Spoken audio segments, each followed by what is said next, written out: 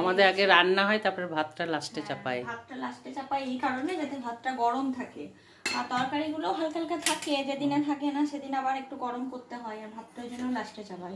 তো আজকে দেখো এই যে ভাত হয়েছে, আর এই যে এখানে মাছের ডিমের বড়া, 5 জনের 5টা রেখেছি, ভাজা খাওয়া হবে বলে। এই যে আবার একটু খাওয়ার সময় গরম করে নেবো, ওই জন্য প্যানেই রেখেছি, আলাদা করে তুলে রাখিনি। আর এই যে আজকে মুড়ি ঘন্ট করেছি, মুড়ি ঘন্টটা কিন্তু একটু গ্রেভি গ্রেভি নামিয়েছিলাম, কিন্তু একটু টেনে গেল, বুঝতে পারলাম না কেন, হয়তো মাছের মাথা দিয়ে। হ্যাঁ, আর একটু ঝোল ঝোল রাখলে হয়তো ঠিক টেনে নিয়েছে, ওই চালটা আছে না গোবিন্দভোগ চাল, বুঝতে পারলাম না আমি, ওই জন্য এরকম টেনে গেছে।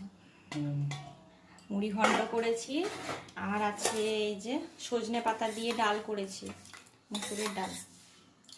সজনে পাতা দিয়ে মুসুরির ডাল তোমরা কে কে খেয়েছো জানাবে। এটা কিন্তু সবাই খায় না, এটা এটা সবাই খায় না, আবার খায় হয়তো, কিন্তু কে কে খাও জানাবে, কে কে খাও না তাদেরকে তো বলবোই, কে কে খাও সেটা জানাবে।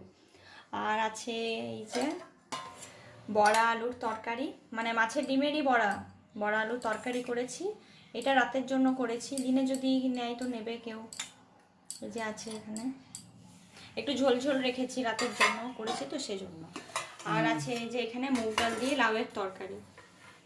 ও, এটা টমেটো আলু দিয়ে? হ্যাঁ, এটাও কিছু মশলা দেওয়া নেই, শুধু ফোড়ন দিয়ে করা হয়েছে। বড়ি দিয়েছিস? হ্যাঁ, বড়ি দিয়েছি আর একটু টমেটো দিয়েছি, ব্যাস।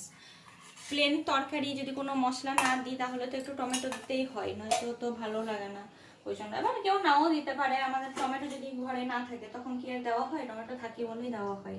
যাই হোক, আজকে লাঞ্চ আমাদের এইটুকুই, টাটা, আবার কালকে দেখা হবে। সবাই ভালো থেকো।